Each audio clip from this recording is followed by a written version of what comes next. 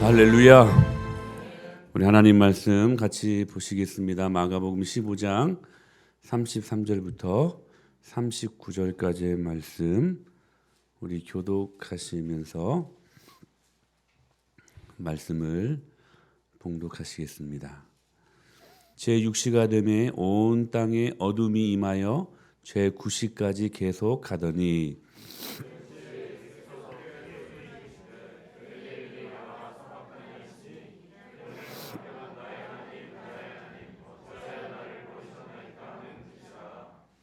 곁에 섰던 자 중 어떤 이들이 듣고 이르되 보라 엘리야를 부른다 하고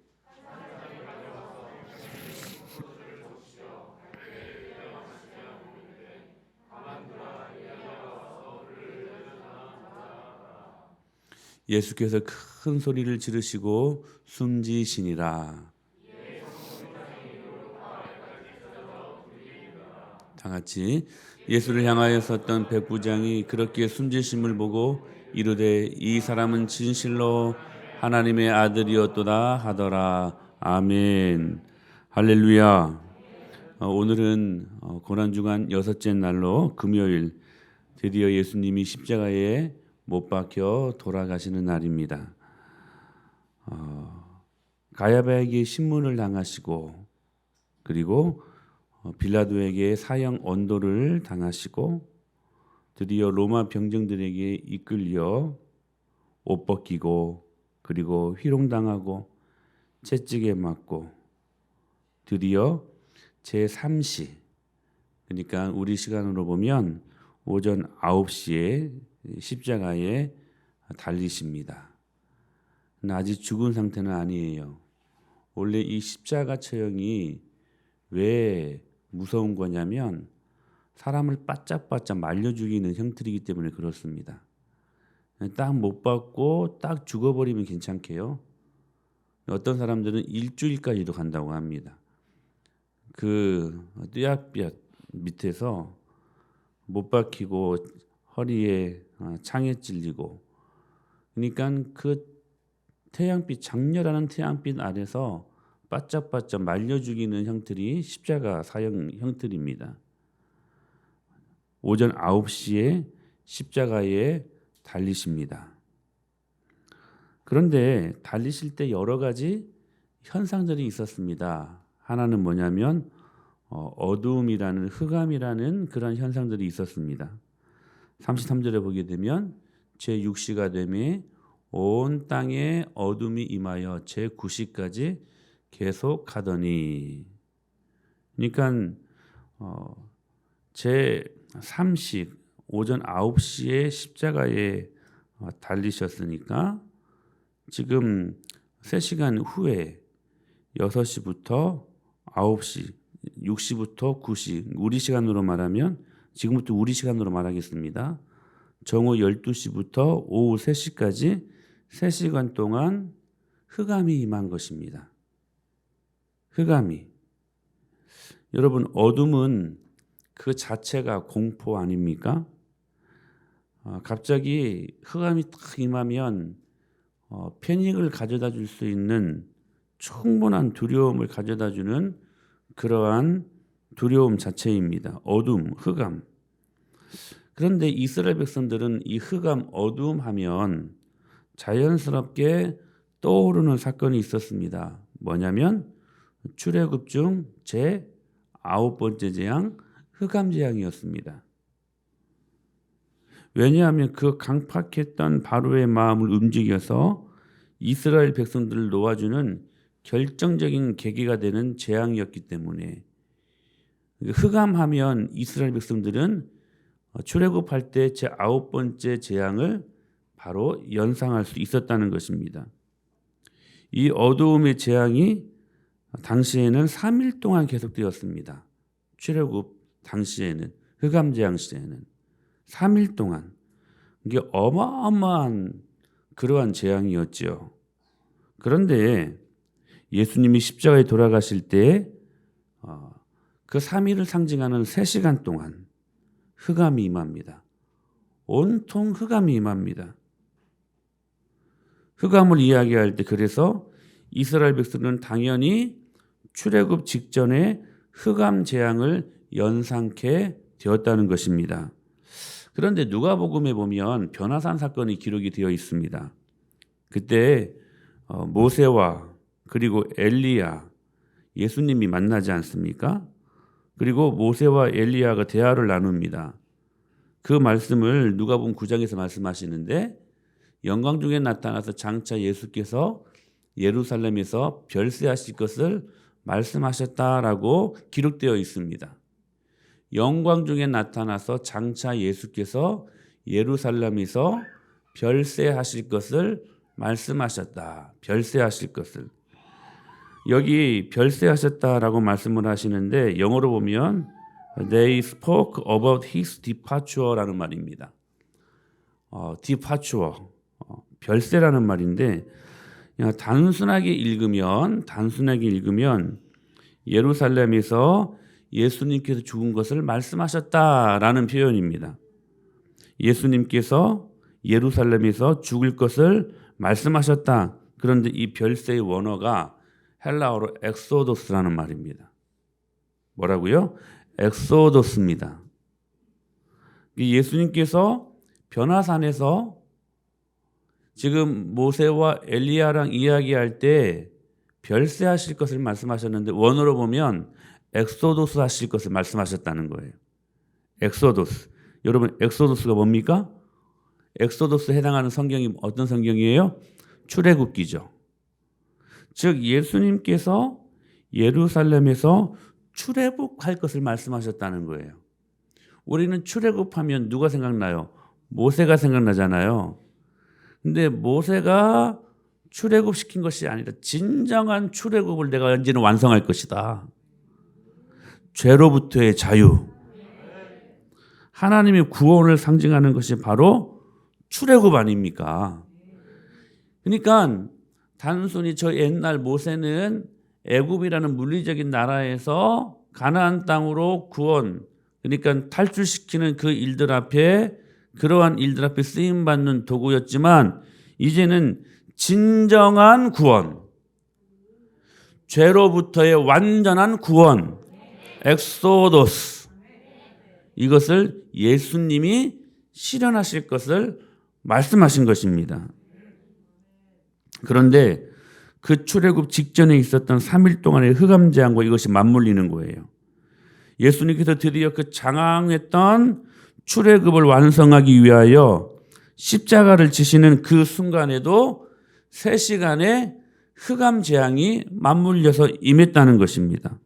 바로 이러한 배경을 가지고 이 흑암 가운데 우리 주님께서 외치시는 절규, 엘리 엘리 라마 사박다니, 나의 하나님 어찌하여 나를 버리시나이까 라는 고백을, 그 울부짖음을 하게 됩니다. 그런데 여기 한 가지 궁금한 것이 있지 않습니까? 왜 엘리 엘리 라마 사박다니 이를 번역하면 나의 하나님 어찌하여 나를 버리셨나이까, 왜 나의 하나님이라고 표현하고 계시는 것일까? 충분히 성자 예수님과 성부 하나님과의 그 사이는 너무나 친밀해서 아빠, 아버지라고 말할 수 있는, 나의 아버지라고 말할 수 있는 상황, 그 관계임에도 불구하고 왜 나의 하나님이라고, 이미 예수님께서 제자들에게 기도를 가르치실 때 뭐라고 말씀하셨습니까? 하늘에 계신 우리 아버지여. 아버지라고 가르쳐 준 적이 있지 않습니까? 그런데 왜 하필 여기에서는 나의 아버지여라고 말씀하시지 않고 나의 하나님이여, 나의 하나님이라고 그렇게 지금 말씀하시는 것일까? 왜일까요?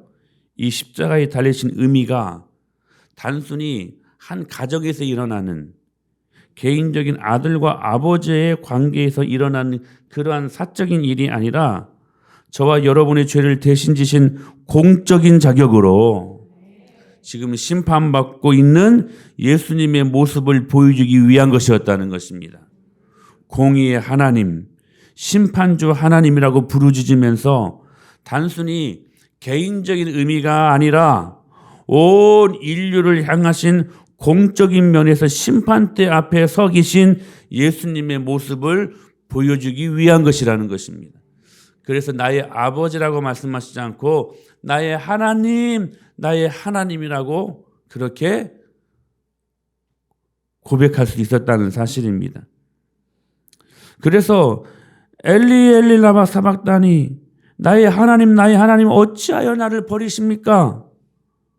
성부 하나님께로부터 철저하게 유기되어 버려진 그 고독 속에서 예수님이 그 처절한 그 고백, 그런데 이 처절한 고백을 들어도 혹자는 비난하고 조롱의 그러한 희롱거리로 전락시켜 버립니다. 엘리 엘리를 부르니까 지금 이 사람들이 35절에 보면 엘리야를 부르는 줄 착각하고 있습니다. 그러면서 신 포도주를 마시게 한 후에 거의 실신 상태에 있는 예수님을 깨웁니다. 당시 전에 내려오는 전설이 있었는데 뭐냐면 무고히 벌을 받는 자가 있으면 엘리야가 와서 마치 수호 천사처럼 짠 나타나서 도와준다고 하는 그러한 전설이 있었다고 합니다.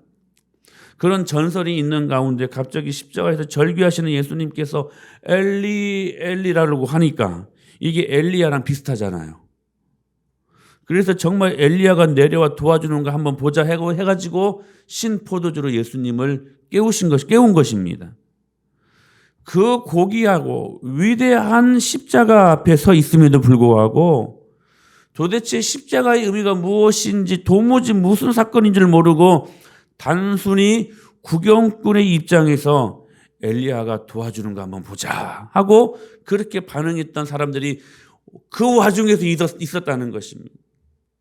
사랑하는 여러분, 십자가는 능력입니다. 십자가는 저와 여러분의 죄로 말미암아 지옥으로 영원한 멸망에 이를 그러한 소망 없는 저희들을 주님의 영원한 천국으로 인도하시고 우리를 소망 가운데로 인도하시는 하나님이 이 땅 가운데 주시는 최고의 능력입니다. 그게 십자가예요. 근데 그 능력 있는 십자가가 지금 그들 눈앞에 펼쳐짐에도 불구하고 그들은 단순히 구경거리로 그 자리에 참여하고 있었다는 사실입니다. 사랑하는 여러분, 여러분들은 주님을 따라가는 자들입니까? 아니면 구경꾼입니까? 점검하십시오. 오늘 이 금요일에 여러분 이 말씀을 받으시고 점검하셔야 돼요. 주님을 따라가십시다. 두 번째 일어난 현상이 있었는데 바로 휘장이 갈라집니다. 28절에 보니 38절 보니까 시작.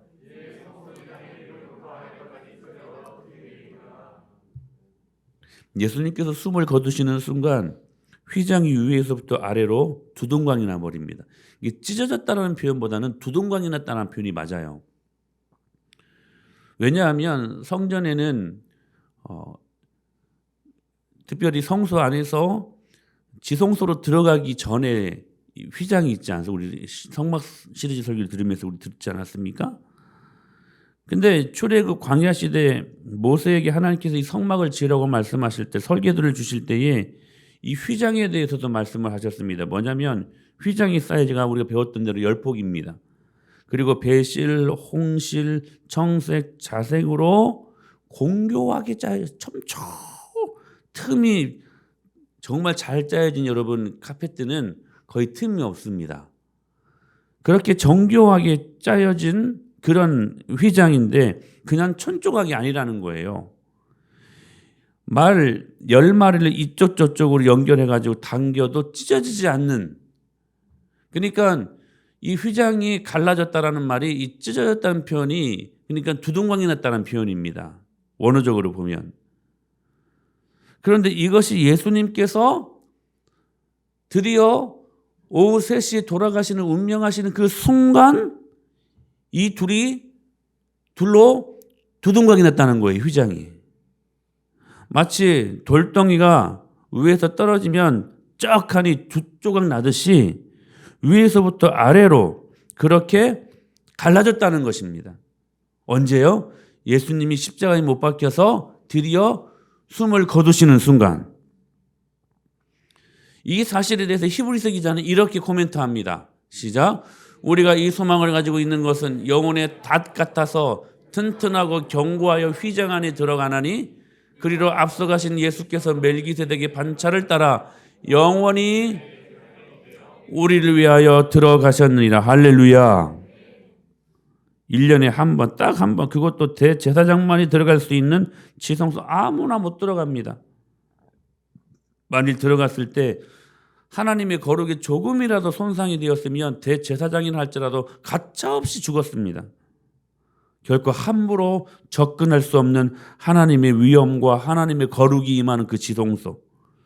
죄인들은 절대로 하나님의 거룩함에 접근할 수 없었던 엄중 경계된 곳이 바로 지성소였습니다. 바로 그 지성소에 예수님께서 우리의 대제사장이 되어서 그 두동강이 난 갈라진 휘장 안으로 들어가셨다고 말씀하십니다. 즉 예수님이 십자가에 못 박혀 돌아가시는 그 순간, 숨이 거두어지는 그 순간 휘장이 갈라졌다고 하는 것은 지성소에 들어가기 위한 주님의 일하심이었다는 거예요. 그리고 그 일들로 말미암아 갈라진 휘장 그 틈을 주님이 들어가신 것입니다. 바로 그 지성소에 예수님께서 우리의 대제사장이 되어서 그 갈라진 휘장 안으로 들어가시면서 이렇게 코멘트하고 있습니다. 시작. 그러므로 형제들아 우리가 예수의 피를 힘입어 성소에 들어갈 담력을 얻었나니 그 길은 우리를 위하여 휘장 가운데 열어놓으시는 새로운 살 길이요 휘장은 곧 그의 육체. 할렐루야. 사랑하는 여러분, 우리 예수님이 대제사장이 되어 갈라진 휘장 틈을 들어가셔서 지성소의 참된 주인으로 그 안에 들어가 언약궤의 말씀을 이루신 그 주님의 놀라운 능력을 바라보면서 우리들의 허락하신 축복이 있습니다. 우리를 위하여 휘장 가운데 열어놓으신 그 길은 새로운 살 길이요. 저와 여러분들 그 일들로 말미암아 살 길을 제시하셨다는 것입니다. 여러분은 이 예수님의 구속 십자가의 은혜로 말미암아 여러분 영원한 살 길을 얻었음을 믿으십시오. 저와 여러분들은 영원한 천국에 들어가는 능력이 있는 자들임을 믿습니다.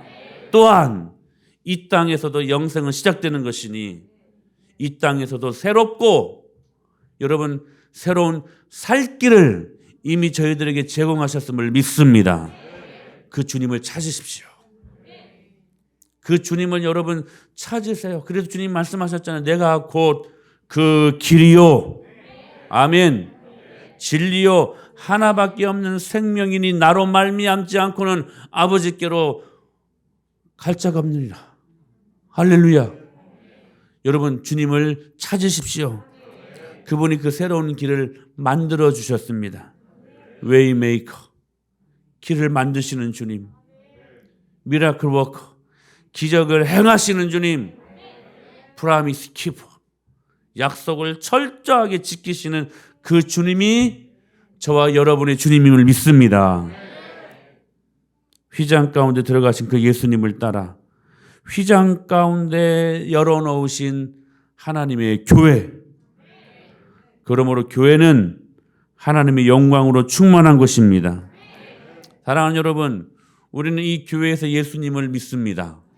예수님에 대해 듣습니다. 그리고 새로운 살 길을 이 교회에서 찾습니다. 그러므로 여러분, 주님께서 열어놓으신 그 길, 교회의 길을 바라보고 교회에서 새롭고 여러분이 살아나야 될 그 새 살 길을 교회에서 찾으십시오. 여러분 교회에 붙어 있으십시오. 그런데 예수님께서 십자가에 달려 죽으시는 모든 상황을 가장 가까이에서 목격한 사람이 있었다고 말씀을 하시는데 바로 오늘 본문에 등장하는 백부장입니다. 백부장은 로마 군인입니다. 이방인 중에 이방인입니다. 무슨 말이 예수님을 안 믿는 사람이라는 거예요. 그런 백부장이 지금 예수님의 죽음을 증인의 자격으로 보면서 뭐라고 고백하냐면 이 사람은 진실로 하나님의 아들이었다라고 고백해요.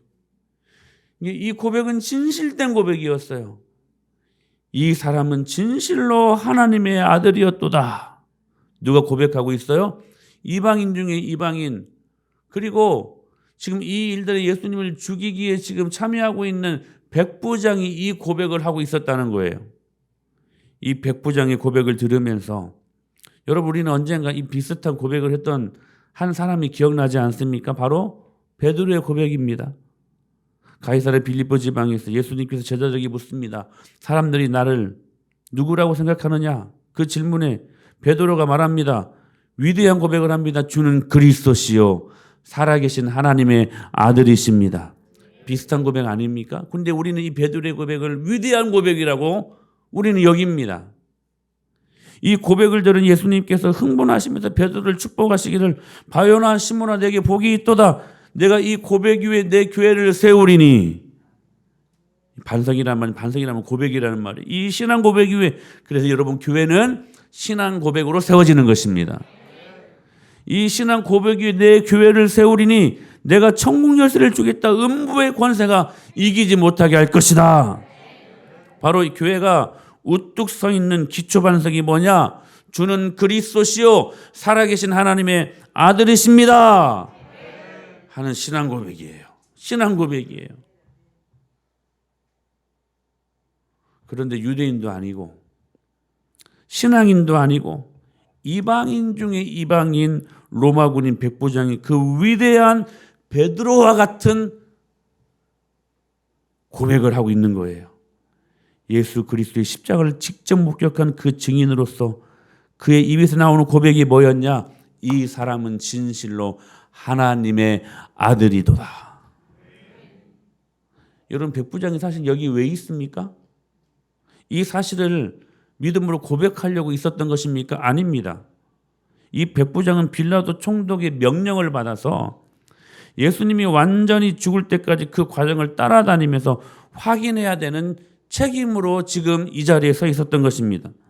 그런 의미에서 백부장은 예수님이 모진 모욕을 당하고 채찍을 맞고 옷까지 벗겨진 그런 예수님의 모습, 희롱당하고 조롱당하는 모습을 가장 가까이서 목격한 사람이 이 백부장이었습니다. 면류관을 씌우며 그를 십자가 우뚝 갈보리 언덕 위에 세울 때 그 옆에서 예수님의 죽음을 직접 본 사람이 이 백부장이었어요. 예수님이 그 십자가 도상에서 가상 7언을 하시죠. 우리 작년에는 이 부분들에 대해서 말씀을 드렸는데 오늘 네가 나와 함께 낙원에 있으리라. 엘리 엘리 라마 사박다니 다 이루었다. 숨을 가다듬으시면 내 영혼 아버지 손에 부탁하니라 등등의 가상 7언을 하지 않습니까? 이 모든 말씀을 가장 가까이에서 이 백부장이 들었습니다. 그 마지막 십자가의 증인으로서 처음부터 끝까지 그 길을 지켜보았던 이 백부장의 입에서 나오는 고백이 뭐냐? 이 사람은 진실로 하나님의 아들이었도다. 이 백부장이 볼 때 예수님의 십자가 형틀은 다른 사형소들을 못 박아 죽인 쓰레기같이 수북이 쌓여 있는 또 다른 결단코 또 다른 의미의 평상시 죄수들이 갖는 그러한 평범한 십자가가 아니었습니다. 그냥 내 감정 정도 위로하는 십자가가 아니었다는 거예요. 버리자니 찜찜하고 갖고 있자니 부담스럽고 그래서 캐비넷에 보관해둔 그냥 서류 보관용 그러한 십자가가 아니었다는 거예요. 그 백부장이 바라본 십자가는 능력이었습니다. 능력이었습니다. 한편 생각해 보면 이 백부장은 예수님의 기적의 현장을 한 번도 체험하지 못한 사람이었습니다. 어떤 사람은 그래요. 보여달래요. 기적을 보여달라요. 그러면 제가 하나님을 믿겠습니다. 근데 이 백부장은 그 기적을 한 번도 못 봤어요. 왜요? 예수님 안 믿는 사람이었잖아요. 이방인이었잖아요. 예수님을 안 믿는 사람이었잖아요. 그러니 여러분 그 성경에 기록된 수많은 기적적인 그 사건들을 언제 봤겠습니까? 한 번도 못 봤어요. 오병이어 사건 못 봤어요. 소경이 눈을 뜨는 사건 못 봤어요. 죽은 자가 살아나는 거 못 봤어요. 베드로처럼 물 위를 걸어가는 건 꿈에도 생각하지 못했습니다. 그런데 이 백부장이 십자가의 현장을 증인으로 목격한 순간에 그 십자가에 예수님이 죽는 모습만 보아도 그의 입술의 고백이, 내가 이 고백이 내 교회를 세우겠다고 했던 베드로의 고백에 견줄 만한 놀랍고도 위대한 고백을 하지 않습니까? 사랑하는 여러분, 기적이 중요한 게 아니에요. 여러분들 예수님을 믿고 어떤 복을 받는 게 중요한 게 아니야. 진짜 중요한 것은 십자가에 못 박혀 우리의 죄 때문에 십자가에 못 박혀 돌아가신 지 3일 만에 다시 부활하시고 우리를 위하여 영원한 나라를 예비하신 그 주님을 믿는 거, 그 주님의 신앙 고백을 우리가 주님 앞에 하는 거, 이게 제일 중요한 일입니다. 사랑하는 여러분, 그러므로 십자가 사건은 머리 똑똑한 사람들이 책상에 둘러 앉아가지고 탁상공론하면서 만들어내는 이야기가 아니에요. 창작을 좋아하는 문학가가 만들어내는 이야기가 아니에요. 십자가 사건은 친히 그 십자가 현장에서 처음부터 끝까지 지켜보았던 증인들의 고백이라는 거예요. 오늘 이 메시지를 아이들이 들어야 돼. 깨워요. 부모님들이 감각을 가져야지. 오늘 이 말씀 듣고 예수님 믿으면 우리 아이들 여러분 천국 가요. 구원의 문제를 해결하셔야지. 영적인 감각을 가지되 감각을. 여러분 고난주간 중에서도 이 금요일이 여러분 하이라이트 날 아닙니까? 오늘 이날 깨어서 주님을 만나야죠. 주님을 만나야죠. 여러분 그러면서 예수 그리스도를 믿는 우리 신앙들의 가장 중요한 핵심 진리가 뭐냐? 여러분의 신앙을 결코 흔들 수 없는, 아무리 세상이 흔들려도 우리의 삶을 흔들 수 없는 진리의 말씀이 무엇일까요? 우리가 매 주일마다 예배를 드리기 전에 고백한 신앙 고백을 우리가 주님 앞에 드리듯이, 본디오 빌라도에게 고난을 받으사 다 같이 십자가에 못 박혀 죽으시고 장사한 지 사흘 만에 죽은 자 가운데서 다시 살아나시며, 할렐루야. 가장 중요한 진리의 핵심은 우리의 관념, 사변, 생각이 아니라 이 십자가를 친히 보고 목격한 진실, 팩트, 진리 위에 서 있는 십자가에 있습니다. 그 십자가의 신앙 고백 위에 세워진 하나님의 영광스러운 교회, 그러므로 그 교회에 붙어만 있으면 삽니다. 할렐루야. 예수님이 나의 죄를 위해 십자가에 못 박혀 돌아가신 사실들을 믿고 다시 나를 살리실 부활의 주님을 믿고 오늘 우리가 신앙 고백할 때에 여러분들이 살아날 것입니다. 그 환상을 이미 에스겔 37장에서 말씀해 보여주시지 않습니까? 에스겔이 한 골짜기를 환상 가운데 지나가며 봤는데 죽은 마른 뼈들이 질비했습니다. 죽은 마른 뼈들이 말라버렸어요. 흔적이 없어요. 사람 형체가 없어요. 다 마른 뼈들이에요. 그런데 그곳 가운데 하나님의 말씀이, 복음의 메시지가 선포되고, 그 복음의 메시지가 무엇입니까? 예수 그리스도께서 십자가에 못 박혀 달려 돌아가시고, 여러분 우리가 수없이 들었던 말씀인데 수없이 능력을 놓쳐버린 이 단순한 억구, 예수님이 우리를 위하여, 우리의 죄를 위하여 십자가에 못 박혀 돌아가시고 돌아가신 지 3일 만에 다시 부활하셨다. 그 메시지가 선포된 거예요. 그 메시지를 들으니 마른 뼈들이 피가 돋고 힘줄이 돋고 살이 덮여 사람의 모양으로 바뀌는 거예요.